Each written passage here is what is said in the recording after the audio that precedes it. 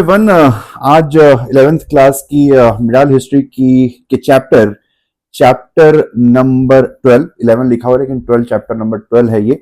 भक्ति मूवमेंट और सूफी मूवमेंट के बारे में हम डिस्कस करेंगे। तो ये सतीश चंद्रा वाली ये ओल्ड एनसीईआरटी का की डिस्कशन सीरीज है। अगर आपने नहीं देखी है तो इसके पुराने चैप्टर्स आप जाकर इस आईएस सोशल के चैनल पे जाकर आप उस प्लेलिस्ट में देख सकते हैं। उसके अलावा मिडाल हिस्ट्री के अलावा मैंने पूरी कंप्लीट एंशिएंट हिस्ट्री का भी की भी सीरीज उसकी भी जो प्लेलिस्ट है आपको वहां पर मिल जाएगी। ठीक है, तो देखिएगा, देखते रहिएगा, बने रहिएगा और we will be having a great session ahead. And अगर आपने ये सारे लेक्चर्स देख लिए तो आपको ये जो बल्कि पूरी किताब है चाहे एंशिएंट हिस्ट्री की हो या मिडावल हिस्ट्री की, वो देखना पढ़ने की खुद से पढ़ने की जरूरत नहीं पड़ेगी क्योंकि सारी इंफॉर्मेशन इस लेक्चर में हमने कवर करने की कोशिश करी है। तो चलिए इन्हीं शब्दों के साथ लेट्स गेट स्टार्टेड। सबसे पहले सूफिज्म के बारे में देखते हैं। तो अगर सूफिज्म की बात करें तो सूफिज्म एक लिबरल रिफॉर्म मूवमेंट थी। It was a liberal reform movement within Islam.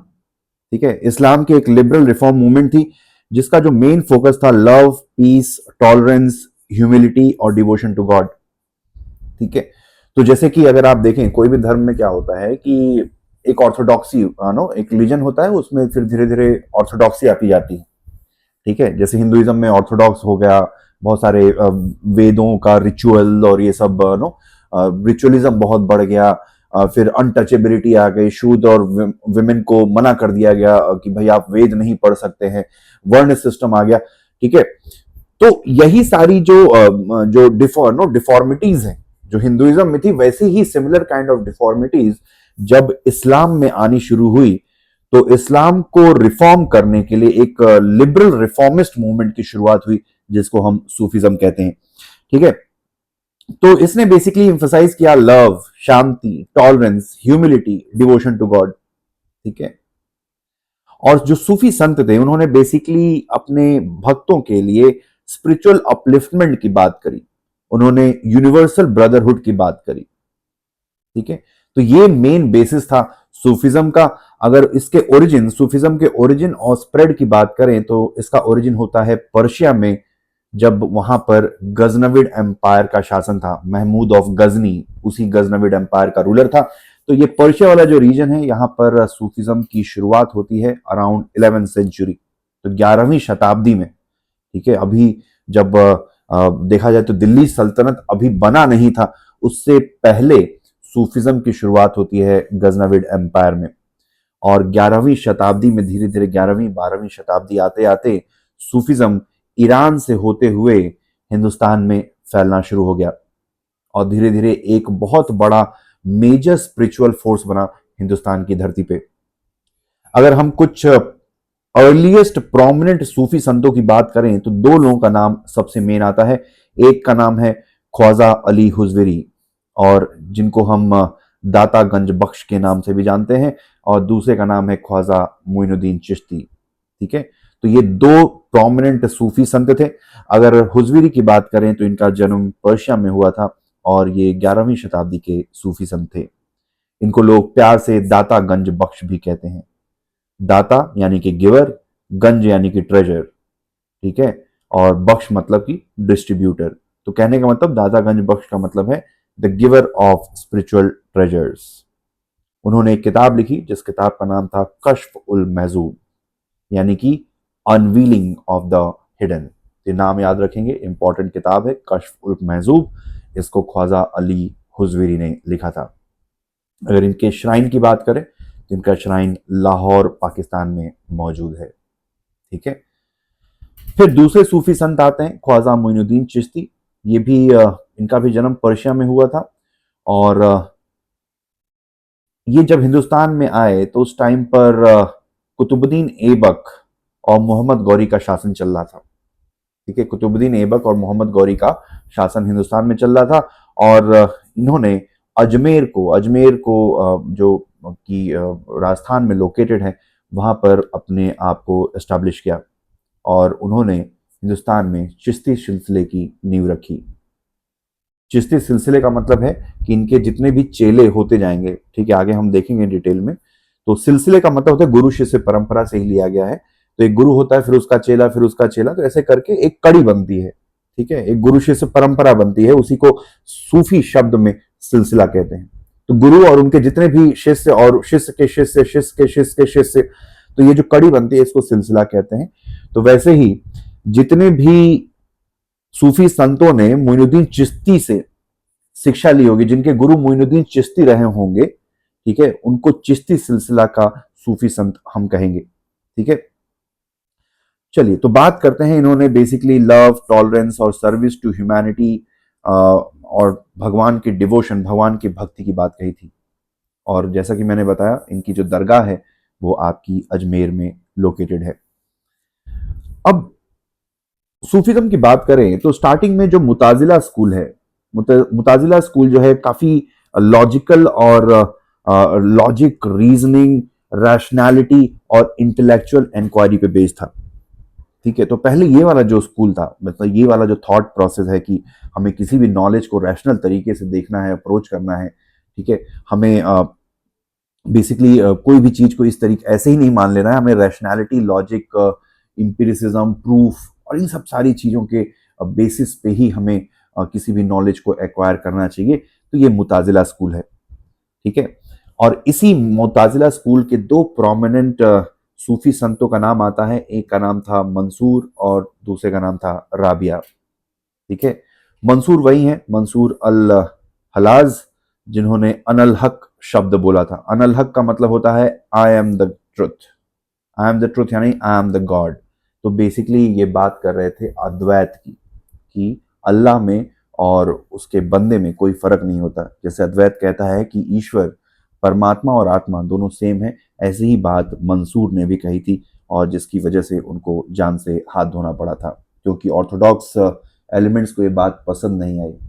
ठीक है, तो इस्लाम का जो नज़रिया है वो थोड़ा अलग है। इस्लाम में अल्लाह अल्लाह है, इंसान इंसान है। ठीक है, वहां पे इंसान भगवान बनने की बात नहीं कह सकते। जैसे हिंदुइज्म में है ना अहम ब्रह्मास्मि का कंसेप्ट, अगर आप इस्लाम में बोलेंगे अहम ब्रह्मास्मि तो यू, अगर आप बोलोगे यू आर गॉड तो you will become part of God. ठीक है, तो ऐसा थोड़ा सा इस्लाम में चलता है। ठीक है, तो खैर उनका अपना थॉट प्रोसेस है। फिर जो दूसरे सूफी संत, उनका नाम है रबिया अल अल अदविया। ठीक है, तो इन्हों ये दो प्रोमिनेंट संत हैं, सूफी संत, जो कि मुताजिला स्कूल से बिलोंग करते हैं। बाद में देखें तो धीरे धीरे मुताजिला स्कूल के ऊपर जो ऑर्थोडॉक्स स्कूल है वो डोमिनेंट हो गया, वो ज्यादा हावी हो गया। और इस डोमिनेंट स्कूल ने बेसिकली शरिया के कानून, ऑर्थोडॉक्स एलिमेंट और रिलीजियस कन्फर्मिटी को ज्यादा इम्फोसाइज किया। रिलीजियस कन्फर्मिटी का मतलब है जो कुछ भी कुरान या हदीस या जो भी किताबें हैं इस्लाम की, उसमें जो कुछ जैसा लिखा हुआ है वैसे का वैसा मान लेना, उसके ऊपर कोई सवाल नहीं उठाना। ठीक है, तो ये धीरे धीरे मुताजिला स्कूल जो कि चीजों पे सवाल उठाता था, उसकी जगह पर ये ऑर्थोडॉक्स स्कूल जो कहता था कि भाई जो भी कुरान में लिख दिया है, ठीक है, कुरान में जो लिख दिया है वो वही सत्य है, that is the ultimate truth, उसके अलावा कोई सत्य है ही नहीं। ठीक है, तो उसी चीज को, उसी जो लकीर के फकीर वाली बात है, बिगटरी वाली बात है, उसी को ये जो ऑर्थोडॉक्स स्कूल है वो एम्फसाइज करता था। फिर एक दूसरे एक और सूफी संत है अल गजाली। तो ये अल गजाली की बात करें तो अल गजाली आप देखें तो ये ऑर्थोडॉक्स स्कूल से बिलोंग करते थे। ठीक है, तो he was also theologian and Sufi thinker. उन्होंने एक किताब लिखी, उलूम अद्दीन। ठीक है, और बेसिकली इन्होंने बात कही कि किस तरीके से हम सूफिज्म और शरिया के बीच में एक तरीके से हम लोग क्या बोलते हैं रिलेशनशिप एस्टैब्लिश कर सकते हैं। उन्होंने सूफिज्म को क्रिटिसाइज नहीं किया, बल्कि वो चाहते थे कि सूफिज्म को इस तरीके से मोल्ड कर दिया जाए कि वो शरिया के कानून के अंतर्गत ही काम करे, उसी के उसके अगेंस्ट में काम करके उसके फेवर में काम करे या उससे अलाइन होके काम करे। ठीक है, इसी टाइम पर आप देखेंगे कि धीरे धीरे सूफी और जो बुद्धिज्म, जैनिज्म, सूफिज्म, योगा, ठीक है, इन सारी चीजों का धीरे धीरे, चूंकि हिंदू संतों का, बुद्धिस्ट मंक्स का, सूफी संतों का एक दूसरे के साथ कल्चरल एक्सचेंज होना शुरू हुआ। इस वजह से बहुत सारे योगिक प्रैक्टिसेस, अगर आप देखेंगे योगिक नॉलेज, योग की नॉलेज और प्रैक्टिसेस धीरे धीरे उसको सूफिज्म ने धीरे धीरे उसको अडॉप्ट करना शुरू किया। इसी सिलसिले में एक योग के ऊपर किताब लिखी गई थी, अमृत कुंड। ठीक है, अमृत कुंड का मतलब है बेसिकली ट्रेजर ऑफ नेक्टर। ठीक है, रिजर्वॉयर ऑफ नेक्टर, अमृत कुंड, इसको पर्शियन में ट्रांसलेट किया गया बहरिस्तान ए हयात के नाम से। खैर ये इतना नाम इंपॉर्टेंट नहीं है, अमृत कुंड नाम जो है वो इंपॉर्टेंट है। फिर जैसा मैंने बताया था कि सूफी जो संत थे, धीरे धीरे उनका कांटेक्ट बुद्धिस्ट और हिंदू मंक्स के साथ होने लगा, और उन्होंने भी, जो सूफी संत थे, उन्होंने भी कुछ प्रैक्टिसेस जो हिंदुइज्म और बुद्धिज्म की प्रैक्टिसेस है, जैसे कि मेडिटेशन और ब्रेथ कंट्रोल, इसको अडॉप्ट करना शुरू किया। ठीक है, तो कहने का मतलब है सूफीज्म हिंदुस्तान आया अपने कुछ आइडियाज को लेकर, और हिंदुस्तान के जो प्रैक्टिसेस थी उससे सूफीज्म इन्फ्लुएंस हुआ, और हिंदुस्तान भी जो है सूफी आइडियाज से इन्फ्लुएंस हुआ। तो दोनों ने एक दूसरे को इंपैक्ट किया, इन्फ्लुएंस किया।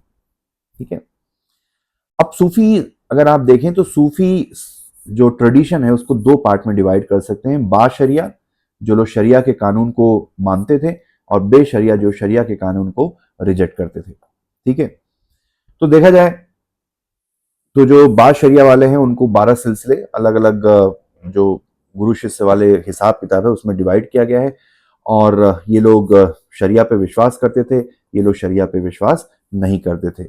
अगर आप देखेंगे तो जनरली जो सिलसिला वाला सिस्टम है आपको बाशरा वाले या बाशरिया वाले सूफी मूवमेंट में देखने को मिलता है, बेशरिया में आपको सिलसिला नहीं देखने को मिलेगा। ठीक है, तो बाशरिया में आपके चिश्ती, सुरावर्दी, नस्कबंदी, कादरी सिलसिला, ये कुछ प्रोमिनेंट सिलसिले हैं। ठीक है, वहीं पर जो बेशरिया थे, यानी कि जो शरिया को नहीं मानते थे, ऐसे सूफी संतों को हम बाबा, मलंग, कलंदर, इन सब नामों से जानते हैं। तो बेसिकली अगर आप मोटा मोटा देखें तो ये जो बेशरिया वाले थे, ये लोग बेसिकली सूफी संत थे जिनका कोई एक ठिकाना नहीं था। वो गांव गांव घूमते रहते थे और अपना भजन, या जो भी आप कह लीजिए, कवाली कह लीजिए, भजन कह लीजिए, जो भी रिलीजियस सॉन्ग है वो गाते रहते थे और अपनी धुन में मस्त रहते थे।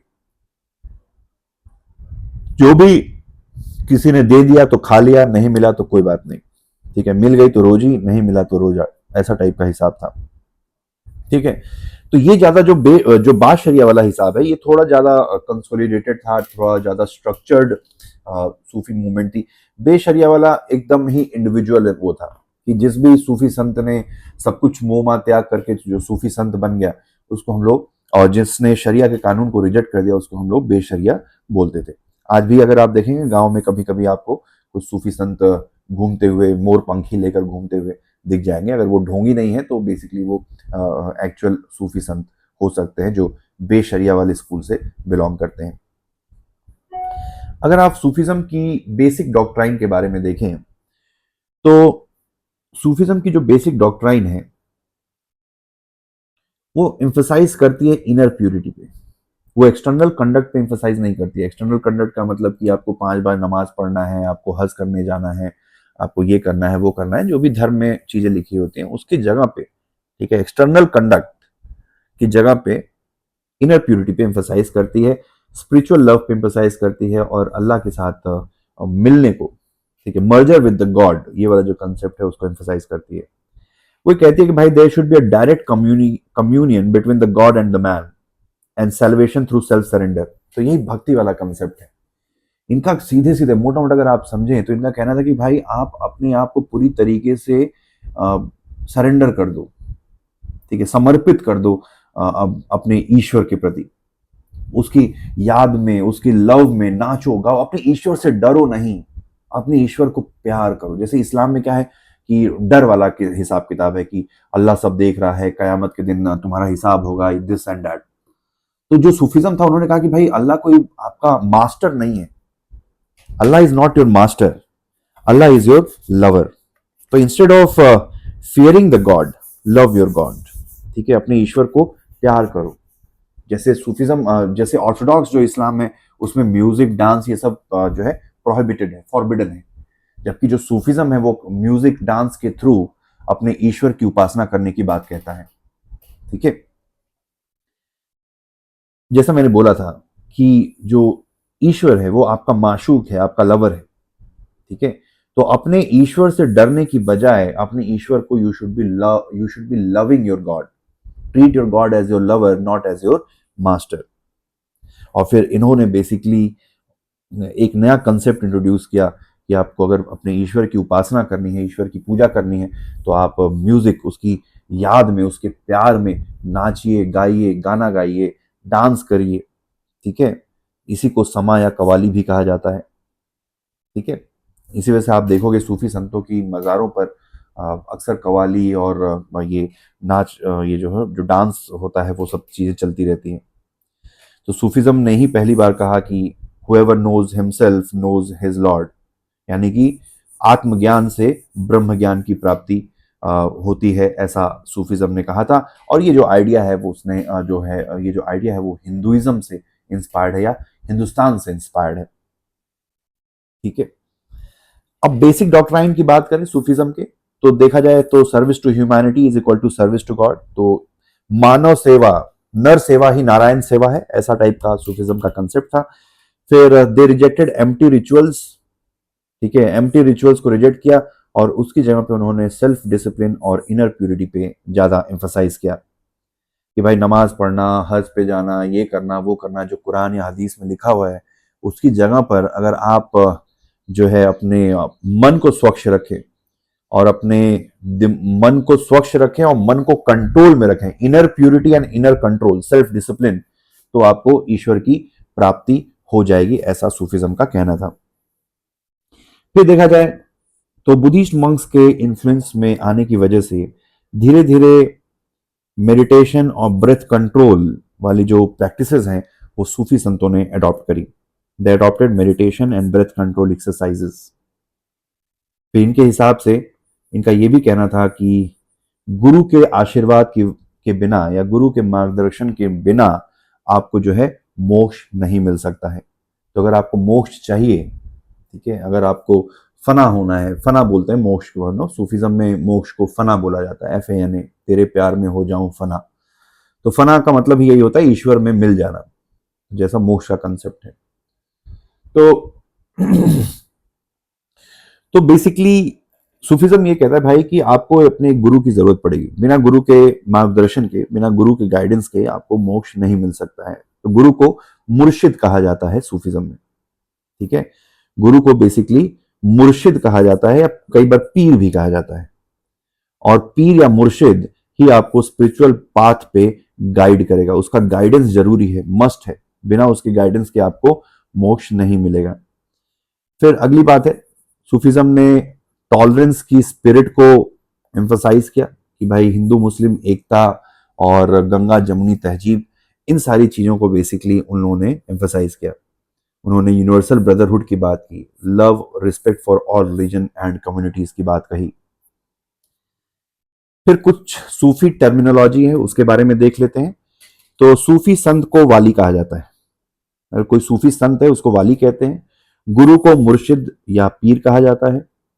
मोक्ष बेसिकली फना, मोक्ष जो शब्द है यानी ईश्वर में मिल जाना, उसको फना कहा जाता है। जो डांस और म्यूजिक से जो भक्तिमय एक अलौकिक माहौल क्रिएट किया जाता है, एनवायरमेंट और एटमॉस्फेयर ऑफ एक्सटेसी, उसको समा कहते हैं। ऐसा नहीं कहा जाता कि समा बांध दिया, समा बांध देना का मतलब कि ऐसा माहौल क्रिएट कर दिया, एकदम भक्तिमय माहौल क्रिएट करना, तो दैट इज कॉल्ड समा। फिर नाम जपने को जिक्र कहा जाता है। ठीक है, नाम जपना, जैसे कि हम लोग ईश्वर का राम राम राम राम राम नाम जपते हैं या हरे कृष्णा नाम जपते हैं, माला जो फेरते हैं, तो इसी को जिक्र कहा जाता है इस्लाम सूफिज्म में। डांसिंग को रक्स कहते हैं। ठीक है, डांसिंग को जो है, डांस जिसमें आपने देखे होंगे कि सूफी जितने भी संत होते हैं या जितने भी भक्त होते हैं, ऐसी गाउन पहन के गोल गोल घूम रहे होते हैं, तो इसको, ये जो डांसिंग है, डांस मूव है, इसको रक्स कहा जाता है। गुरु शिष्य परंपरा को सिलसिला कहते हैं। ठीक है, और जब जो एकदम ही समाधि वाला जो कंसेप्ट है, यानी कि जब आपका दिमाग एकदम ही प्योर हो गया है, एक it is a state of mind when your mind is completely free of thought and it has completely it is completely pure, तो इस स्टेट ऑफ माइंड को इखलास कहा जाता है।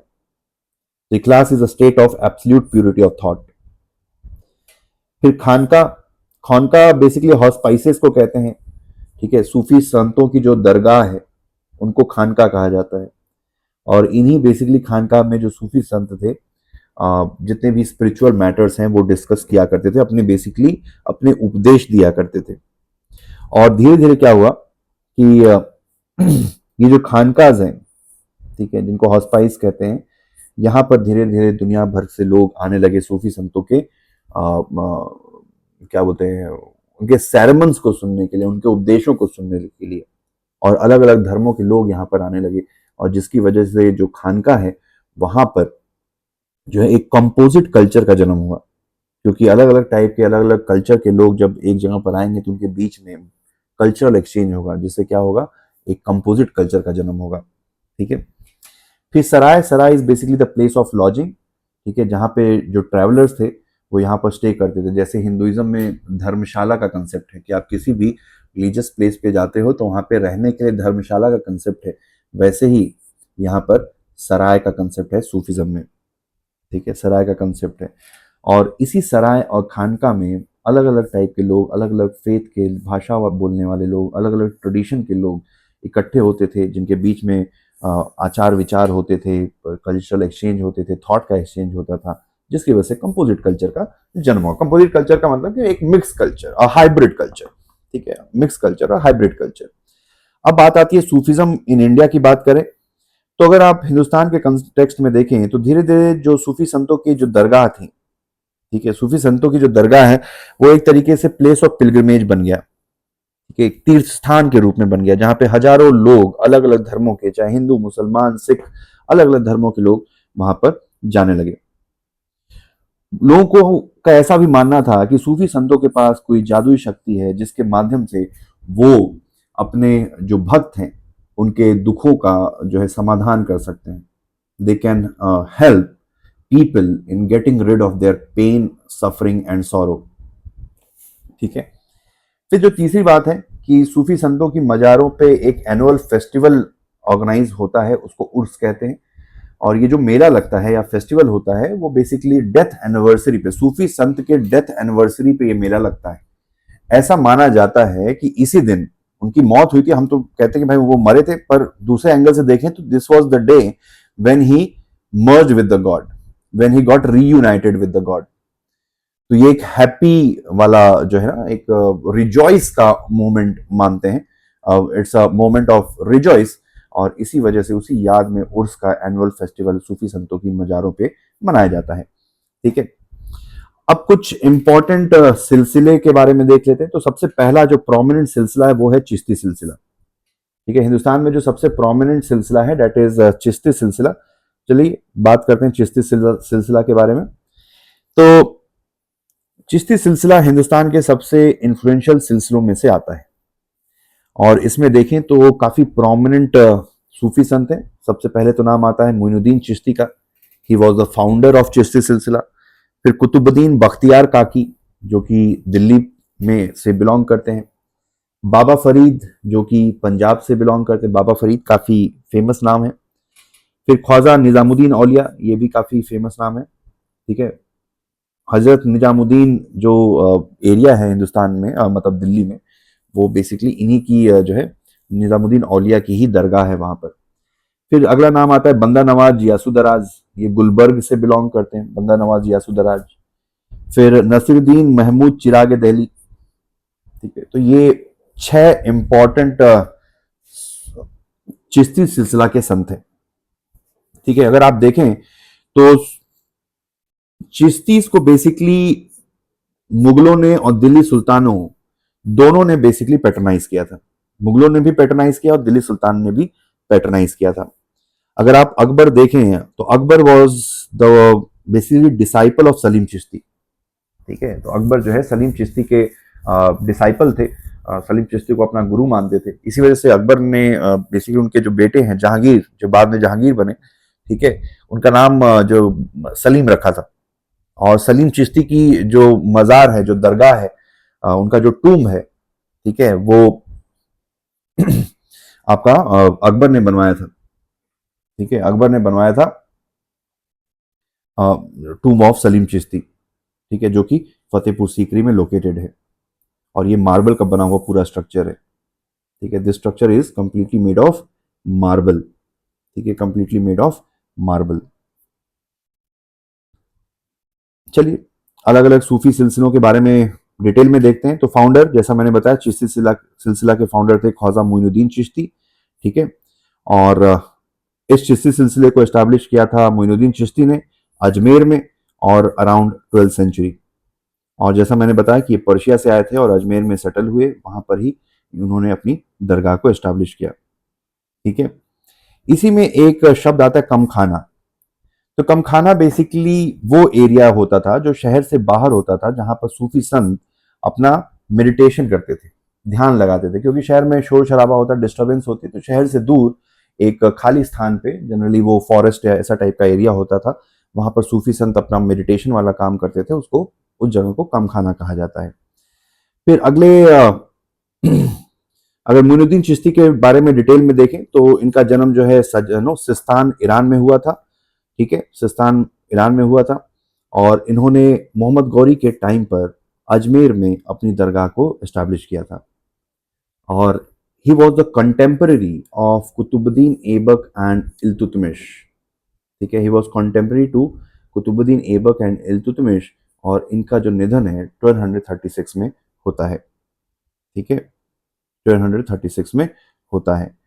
अगर आप सिलसिले की बात करें, सूफी जो चिश्ती सिलसिला है, बेसिकली उसने unity of being with the God की बात की है, वहादत अल वजूद, unity of with the God. ठीक है, यानी कि इंसान का मिलन ईश्वर में। ठीक है, unity of man with the God, इसकी बात कही है, इसकी बात कही है किसने?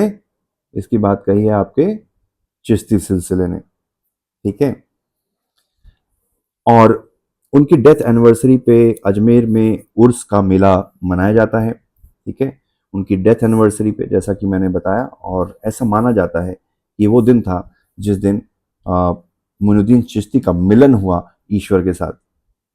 अगर आप चिश्ती की बात करें, चिश्ती सिलसिला के लगभग जितने भी संत हैं, उन्होंने पॉलिटिक्स से अपने आप को दूर रखा। वो लोग पॉलिटिकल, ऐसा नहीं है कि वो राजा के साथ, राजा को के साथ मिलके कोई एडमिनिस्ट्रेटिव पोस्ट पे बैठ गए और मजा काट रहे, not like that. They completely shunned themselves from political, from meddling into political affairs. ठीक है, पॉलिटिकल अफेयर्स से अपने आप को लगभग लगभग दूर रखते थे। ठीक है, फिर अगर कुछ इनके फेमस डिसाइपल्स की बात करें मोइनुद्दीन चिश्ती के, तो जैसा मैंने बताया, कुतुबुद्दीन बख्तियार काकी, फरीदुद्दीन गंज शकर, जिनको बाबा फरीद भी कहते हैं, फरीदुद्दीन गंज शकर, पंजाब में आप देखें तो काफ़ी फेमस नाम है फरीदुद्दीन गंज शकर का। फिर निज़ामुद्दीन औलिया इनके तीसरे शिष्य थे, नसीरुद्दीन चिराग दहलवी, और अमीर खुसरो। तो अमीर खुसरो बेसिकली देखें तो अमीर खुसरो बेसिकली निज़ामुद्दीन औलिया के जो है डिसाइपल माने जाते हैं। और चूंकि निज़ामुद्दीन औलिया मोइनुद्दीन चिश्ती के डिसाइपल थे, तो कह सकते हैं कि अमीर Khusro was the disciple of Moinuddin Chishti. ठीक है, अब निज़ामुद्दीन औलिया की अगर हम बात करें, तो Nizamuddin Auliya was the contemporary to Mohammad bin Tughlaq and also Ghiyasuddin Tughlaq. ठीक है, तो मोहम्मद बिन तुगलक और जियासुद्दीन तुगलक के कंटेम्पररी थे निज़ामुद्दीन औलिया। और कई बार आप देखें तो निज़ामुद्दीन औलिया का जो रिलेशनशिप था जियासुद्दीन तुगलक के साथ, वो बहुत अच्छा नहीं था। ठीक है, वो बहुत अच्छा नहीं था। उसी में बहुत फेमस कहानी है, कभी मन करे तो यूट्यूब पे देखिएगा। ये दिल्ली अभी दूर है वाला जो शब्द है, जो ये फ्रेज है दिल्ली अभी दूर है, ये बेसिकली निज़ामुद्दीन औलिया ने दिया था। किस कंटेक्स्ट में दिया था, ये काफी इंटरेस्टिंग कहानी है। अभी तो डिस्कस नहीं कर सकते उसको, क्योंकि लेक्चर फिर लंबा हो जाएगा। पर I would like that you guys should read about it, और at least watch some YouTube video on it. ठीक है,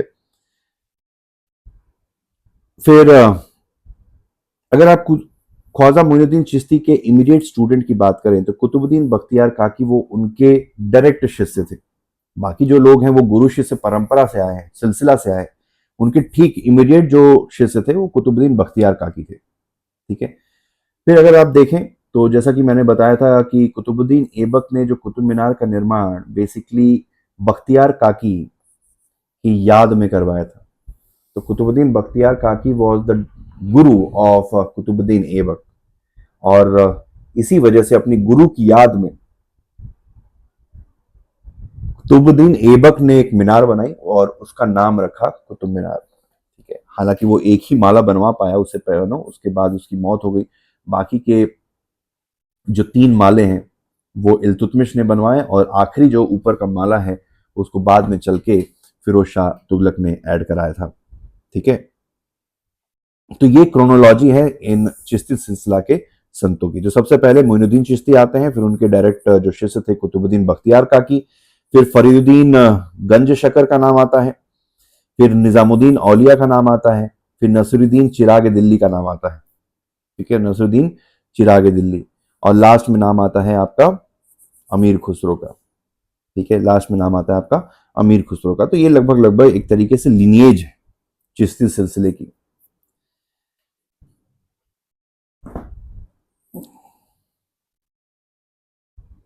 बाकी ये सब जो भी स्लाइड में दिया ऑलरेडी वी हैव डिस्कस। थोड़ा सा निजामुद्दीन औलिया के बारे में देख लेते हैं। तो निजामुद्दीन औलिया थोड़ा सा इंपॉर्टेंट है। तो ये चिश्ती सिलसिला के संत थे। अगर आप देखें, इनका जन्म जो है, निजामुद्दीन औलिया का जन्म 1238वीं एडी में, 1238 एडी में बदायूं में हुआ था। ठीक है, बदायूं जो कि उत्तर प्रदेश, ये मैप में गलत दिया हुआ है, बदायूं लगभग इस तरफ है, वेस्टर्न उत्तर प्रदेश में आपका बदायूं आता है। ठीक है, पूरा वेस्टर्न नहीं पर फिर भी। फिर देखा जाए तो Nizamuddin Auliya basically he was the disciple of a Sufi संत फरीदुद्दीन गंज शकर। तो बाबा फरीद के ये डिसाइपल थे। ये ध्यान में रखेंगे कि निजामुद्दीन जो औलिया थे वो बाबा फरीद यानी कि फरीदुद्दीन गंज शकर, ठीक है, गंज शकर के बेसिकली ये डिसाइपल थे। फिर निजामुद्दीन औलिया के बहुत सारे डिसाइपल्स हुए, जिसमें सबसे बड़ा नाम आता है अमीर खुसरो का, और दूसरा नाम है नसीरुद्दीन चिराग डेहलवी। ठीक है, तो ये निजामुद्दीन औलिया के शिष्य है। तो ये थोड़ा याद रखें, कई बार एग्जाम में पूछ सकता है या क्रोनोलॉजी पूछ सकता है। ठीक है, चलिए। फिर Nizamuddin Auliya was a critic to Ghiyasuddin Tughlaq. जैसा कि मैंने बताया, जियासुद्दीन तुगलक के वो क्रिटिक थे, और इनकी जो दरगाह है, निजामुद्दीन औलिया की दरगाह है, वो दिल्ली में लोकेटेड है। यहाँ पर भी जो है एनुअल एक उर्स का फेस्टिवल सेलिब्रेट किया जाता है उनकी डेथ एनिवर्सरी पे। उन्होंने एक किताब लिखी थी जिसका नाम है फवायद उल फवाद। ठीक है, फवायद उल फवाद बहुत ही इंपॉर्टेंट किताब है जो पर्शियन भाषा में इन्होंने लिखी थी। बेसिकली ये कंपाइलेशन है उनकी टीचिंग्स का। ठीक है, तो निजामुद्दीन औलिया की जो टीचिंग्स है उसका कंपाइलेशन है। तो और इस कंपाइलेशन का नाम है फवायद उल फवाद। अगर आप देखें तो निजामुद्दीन औलिया को महबूब ए इलाही के नाम से भी बुलाया जाता है। महबूब ए इलाही का मतलब, महबूब यानी कि बिलीवर्ड, इलाही यानी कि God, lover of the God या बिलीवर्ड ऑफ द गॉड। ठीक है, महबूब ए इलाही निजामुद्दीन औलिया। अगला नाम आता है बाबा फरीद का। ठीक है, बाबा फरीद जिनका पूरा नाम था बाबा फरीदुद्दीन गंज शकर। तो ये भी चिश्ती सिलसिला से बिलोंग करते थे। इनका पूरा नाम था बाबा फरीदुद्दीन गंज शकर, और इनका जो श्राइन है, ठीक है, वो पंजाब, इनका जो खानका है वो पंजाब के अजुदान रीजन में, ठीक है, अजुदान रीजन में लोकेटेड है। ठीक है, पंजाब के अजुदान रीजन में लोकेटेड है। ये ध्यान रखेंगे। कई बार क्या होता है, पूछ देता है। ठीक है, पूछ देता है। तो ये वाला जो अजुदान की जो हम बात करें, जो पंजाब की बात करें, ये बेसिकली पाकिस्तान वाले अजुदान की बात कर रहे हैं। ठीक है, पाकिस्तान में भी पंजाब है, तो हम ये पाकिस्तान वाले पंजाब की बात कह रहे हैं। ठीक है, अगर आप देखें तो ही वॉज द स्पिरिचुअल मेंटर, जैसा कि हमने बताया कि निजामुद्दीन औलिया के ये गुरु थे। ठीक है, ये ध्यान रखेंगे कि बाबा Farid was the Guru of Nizamuddin औलिया। ठीक है, फिर देखा जाए तो एक जेरूसलम में एक लॉज बनाया गया है। ठीक है, लॉज ऑफ हिंद जिसका नाम है, जहाँ पे जितने भी इंडिया से लोग जाते हैं, जो भक्त जाते हैं, श्रद्धालु जाते हैं, वो इस लॉज में, ठीक है, इस सराय में बेसिकली टिकते हैं। तो बेसिकली ये जो लॉज बनाया गया है जेरूसलम में, यहाँ पर बाबा फरीद ने मेडिटेशन किया था, और उसी की याद में, बाबा फरीद की याद में एक ये सराय बनाई गई है जिसका नाम है जाविया अल हिंदिया, यानी कि लॉज ऑफ हिंद। ये कहाँ पर लोकेटेड है? जेरूसलम में। तो इंपॉर्टेंट इंफॉर्मेशन है कि किसकी सराय जो है ये फलानी सराय कहाँ पर लोकेटेड है या फलाना लॉज कहाँ पर लोकेटेड है, तो ये लोकेटेड है जेरूसलम में। जेरूसलम कहाँ पर है? इजराइल में। ठीक है। और देखा जाए तो इनकी टीचिंग्स को भी गुरु ग्रंथ साहिब में इंक्लूड किया गया है। तो कई बार ये सवाल आ सकता है कि किस इनमें से कौन से सूफी संत की टीचिंग्स को गुरु ग्रंथ साहिब में इंक्लूड किया गया है, तो उसका जो सही जवाब होगा बाबा फरीद। ठीक है, बाबा फरीद। अगला नाम आता है सुरावर्दी सिलसिला का। तो सुरावर्दी सिलसिला को एस्टैब्लिश किया था साहिबुद्दीन सुरावर्दी ने। ठीक है, साहिबुद्दीन सुरावर्दी ने इसको बगदाद यानी कि इराक में इस सिलसिले की नींव रखी थी। बाद में इस सिलसिले को हिंदुस्तान में एस्टैब्लिश करने का काम किया था बहाउद्दीन जकारिया ने। ठीक है, बहाउद्दीन जकारिया, इन लोगों ने सुरावर्दी सिलसिले को हिंदुस्तान में एस्टैब्लिश करने का काम किया। फिर धीरे धीरे अगर आप देखें तो जब चिश्ती सिलसिला हिंदुस्तान आया था तो उसी टाइम पर सुरावर्दी सिलसिले ने भी हिंदुस्तान में अपना कदम रखा था। अगर आप इनका एरिया ऑफ एक्टिविटी देखें तो जनरली ये पंजाब और मुल्तान रीजन में काफी ज्यादा एक्टिव थे इस सिलसिले के जितने भी सूफी संत थे। जहां पर चिश्ती जो थे वो रॉयल फेवर्स और ये सब सारी चीजें या पॉलिटिकल अफेयर्स में इंटरफेयर नहीं करते थे, वहीं पर सुरावर्दी थोड़े अलग थे। They accepted royal favours and accumulated significant amount of wealth. ठीक है, तो राजा की मदद भी करते थे, राजा के बारे में एक फेवरेबल एनवायरमेंट क्रिएट करते थे। ठीक है, जैसे आज के टाइम पर होता है कि बाबा लोग सरकार के फेवर में बोलते रहते हैं और उसके बदले में सरकार जो है उनको फ्री में जमीन अलॉट करती रहती है, या सरकारी चैनलों पे उनके बाबा लोगों के जो प्रोडक्ट्स हैं, ठीक है, वो जो सिलबट्टे पे पीस के जो लोग वो जड़ी बूटी पीस के देते हैं, वो सरकारी क्या बोलते हैं, सरकारी जो न्यूज़ चैनल है उस पर उसको एडवर्टीजमेंट भी मिलता है। ठीक है, एडवर्टाइज भी कर पाते हैं। तो दोनों के बीच में बेसिकली क्विड प्रो को वाला सिस्टम है। तो वही जो क्विड प्रो को का जो सिस्टम है कि मैं तुम्हारी खुजाऊं तुम मेरी खुजाओ, आज के टाइम पे जो चलता है वही उसी सिस्टम को सुरावर्दी भी फॉलो करते थे। तो राजा के फेवर में वो बातें करते थे, जनता को में बेसिकली राजा के फेवर में जनता का माहौल क्रिएट करके रखते थे। ठीक है, उसके बदले में राजा उनको जो है बहुत सारी जमीनें और धन दौलत जो है दान में दिया करता था। तो जहां पर चिश्ती जो है थोड़े से लिबरल थे, वहीं पर सुरावर्दी ऑर्थोडॉक्स स्कूल से बिलोंग करते हैं। ठीक है, ऑर्थोडॉक्स स्कूल से बिलोंग करते हैं। और देखा जाए तो सुरावर्दी ने बेसिकली हिंदुस्तान के नॉर्थ इंडिया, स्पेशली पंजाब और मुल्तान में इस्लाम को फैलाने में काफी मदद करी। ठीक है, तो कहा जाता है कि सूफी संत बहुत ही ऐसा लिबरल थे और हिंदू मुस्लिम यूनिटी और ये सब, पर आप देखें तो मोस्ट ऑफ द टाइम जितने भी सूफी संतों का, सो कॉल्ड सूफी संतों का हम नाम देखते हैं तो रिलीजियस कन्वर्जन, वो जैसा होता है कि सॉफ्ट इस्लाम एक तरीके से, तो रिलीजियस कन्वर्जन में काफी ज्यादा एक्टिव थे। तो हिंदुओं को जो है इस्लाम में कन्वर्ट करने का भी इनका काफी बड़ा एक मोटो हुआ करता था। ठीक है, अगर आप निजामुद्दीन औलिया की बात करें, निजामुद्दीन औलिया ने कई बार अपने सेरेमन्स में बोला है कि Islam is the true religion, बाकी धर्म सत्य नहीं है, इस्लाम ही is the only true religion.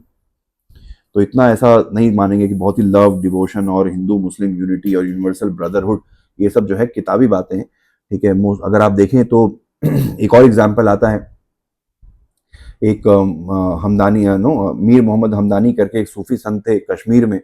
उन्होंने सिकंदर मीर जो वहां के राजा थे उनको हुक्म दिया था कि मार्टंड सन टेम्पल, जो बहुत ही पुराना सूरज देवता का मंदिर है कश्मीर में, मार्टंड सन टेम्पल, उसको डिमोलिश करने के लिए। तो अगर आप हिस्टोरिकल एविडेंसेस देखें तो सूफी संत कोई ऐसे दूध के धुले नहीं थे। खैर, हम किताबों में क्या बात कहें तो किताबों में और थियोरेटिकल और एग्जाम पास करने के लिए हम बेसिकली ऐसी ऐसी बातें, बड़ी बड़ी बातें करते हैं, लेकिन रियलिटी की अगर हम बात करें तो ऐसे कोई, ऐसा नहीं कह रहा हूं कि सारे सूफी संत ऐसे थे, पर मोस्ट ऑफ द सूफी संत इसी टाइप के थे, जिनका जो हिडन मीनिंग था, जो हिडन जो मोटो था, मकसद जो था, जिसको कहते हैं कि मकसद नहीं भूले थे ये। ठीक है, मकसद था धर्म को रिलीजियस कन्वर्जेंस कराना, इस्लाम को स्प्रेड करना। तो ये था सूफीज्म के बारे में। अगले लेक्चर में हम भक्ति मूवमेंट के बारे में डिस्कस करेंगे। तो अगला लेक्चर काफी इंपॉर्टेंट होने वाला है, भक्ति मूवमेंट क्यों थी, क्यों आई, इंपॉर्टेंट जितने भी भक्ति संत हैं उनके बारे में हम लोग अपने डिस्कशन को कंटिन्यू रखेंगे। तो see you in next lecture. Thank you, thanks for watching, have a nice day, all the best, and don't forget to subscribe to this channel and like and comment. तो comment section में आप अपना feedback मुझे मेरे साथ share कर सकते हैं, अच्छा बुरा जैसा भी है, so that I can learn from your experiences. You can provide those feedback. Thank you. Thanks for watching. Have a nice day. All the best.